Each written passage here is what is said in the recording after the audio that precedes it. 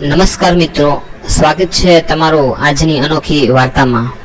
મિત્રો, મારું નામ સૂરજ છે અને હું ધોરણ 11માં અભ્યાસ પતાવી ભણવાનું બંધ કરી દીધું હતું, કેમ કે મારે હવે કમાવા માટે મારા મામાને ઘરે મામી સાથે સુરત જવાનું વિચારતો હતો। મામી અમારા ઘરે આવ્યા હતા, કારણ કે ઘરમાં બહુ તકલીફ હતી। પપ્પા ગામમાં ખેતી કરતા હતા અને મમ્મી ઘરનું કામકાજ કરતી હતી।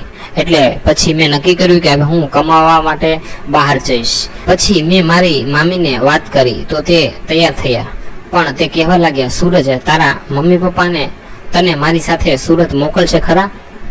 હા મામી, મારા ઘરે પૈસા ટકે બહુ તકલીફ છે અને હું મારા પપ્પાને થોડી મદદ કરવા માંગુ છું। મામી બોલ્યા, ઠીક છે, હું તને સુરત લઈ જવા માટે તૈયાર છું, તું તારા મમ્મી પપ્પાને વાત કરી લેજે। પછી સૂરજ તેના પપ્પાને બધી વાત કરે છે અને તેની મામી સાથે જવા માટે તો તે તેના પપ્પાને કહે છે અને તે પપ્પા કહે છે, ઠીક છે, તું જા સુરત, તો તારે જવું હોય તો તું જા। પછી બીજા દિવસે મારા મામી સાથે હું સુરત જવા માટે રવાના થઈ ગયો। અમે બંને સુરત પહોંચી ગયા। મારા મામા તો પહેલેથી જ સુરત હતા, તેમણે મને બોલાવ્યો, અરે સૂરજ, આવ, મજામાં? મેં કહ્યું, મજામાં। અને તે બોલ્યા, સારું કહ્યું તું તારી મામી સાથે આવ્યો, કેમ કે હું નાઇટ શિફ્ટ લેવાનો હોવાથી તારો મામી જોડે રાત્રે કોઈ હતું નહીં અને એમને એક ટેકો થઈ જશે। હવે મને ચિંતા નહીં, તું આવી ગયો એટલે પછી મામાએ મને દિવસે ગેરેજમાં નોકરીએ રખાવી દીધો અને સાંજે 6 વાગે ઘરે આવવાનો, પણ મામા સાંજે 6 વાગે ઘરે આવવાનો હતો, હું 6 વાગે ઘરે આવી જતો હતો, મામા 8 વાગે નાઇટ શિફ્ટમાં જતા હતા। હું અને મામી હવે એક દિવસ રાત્રે મામી બોલ્યા, સૂરજ જાગે છે કે ઊંઘી ગયો? હું બોલ્યો, હા મમ્મી, આવો, જાગું જ છું। મારી કમરમાં બ્લાઉઝનો નીચેનો છેડો જરા ખુલતો નથી અને મારો હાથ પણ પહોંચતો નથી। મેં કહ્યું, લાવ મમ્મી। પછી મેં વિચાર્યું કે મામી આટલા સુંદર છે તો બીજું કેટલું સુંદર હશે, એટલે એ મનમાં બધા સ્પેર પાર્ટની વાત કરતો હતો, હું વિચારી રહ્યો હતો।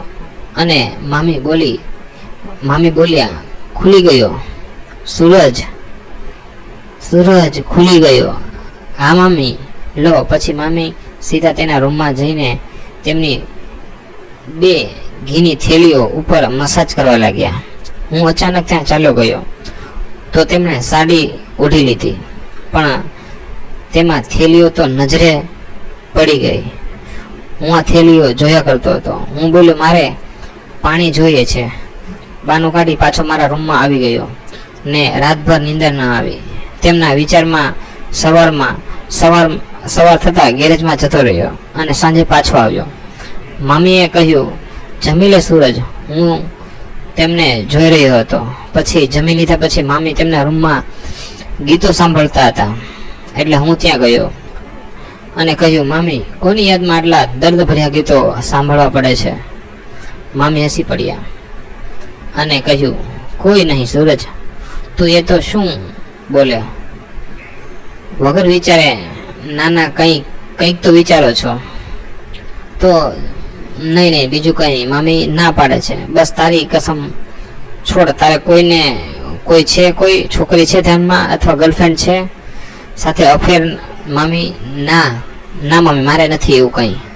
મામી આવું બધા સવાલ સૂરજને પૂછતા હતા। મેં નિરાશા સાથે તેમની સામે વાત કરી અને તે મારી જોડે આવે છે અને કહે છે, સૂરજ, સોરી, મારે તારું દિલ દુખાવવાનો કોઈ ઈરાદો નહોતો, બિલકુલ ન હતો, પણ સાચે જમા મારે કોઈ પ્રેમિકા નથી, તમે મને પ્રેમ શીખવાડો, કેવી રીતે કરાય? મામી બોલે છે, હું તને કેવી લાગુ છું? તમે ચાંદના ટુકડા જેવા લાગો છો। તો ભાઈ, તારા મામા મારો શોખ પૂરો નથી કરતા અને હું નિરાશ રહું છું, તો મામી આજથી તમારી ચિંતા ગઈ, સમજો। મામી બોલ્યા, હું સમજી નહીં। મામાની જગ્યાએ હું તમને મજા આપું તો કેવું રહે? ના બાપા, એ તો ખોટું કહેવાય. એમાં શું માંડ મામીને સમજાવ્યા કે તમે ચિંતા ના કરો, મામાનું બધું કામ હું પતાવી દઈશ.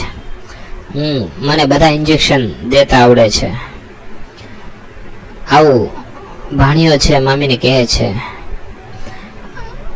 હવે રોજ રમત રમવી છે એવું મનમાં વિચારતા હતા. કોઈ દિવસ પછી તે બોલ્યો, અને તારા મામા સવારે આવે ત્યાં સુધી મેદાનમાં રમી પાછા પણ આવી જઈશું. નહીં, મામી હવે સમજ્યા પછી તો હું મામીને 2-4 કલાક સુધી મામીની શાંતિથી બેસવા જ ન દેતો હતો. અલગ અલગ કસરત કરાવતો હતો. કારણ કે મામી છે માંડ માન્યા હતા. તેમનો આનંદ એકદમ મોજ કરાવી દેતો હતો.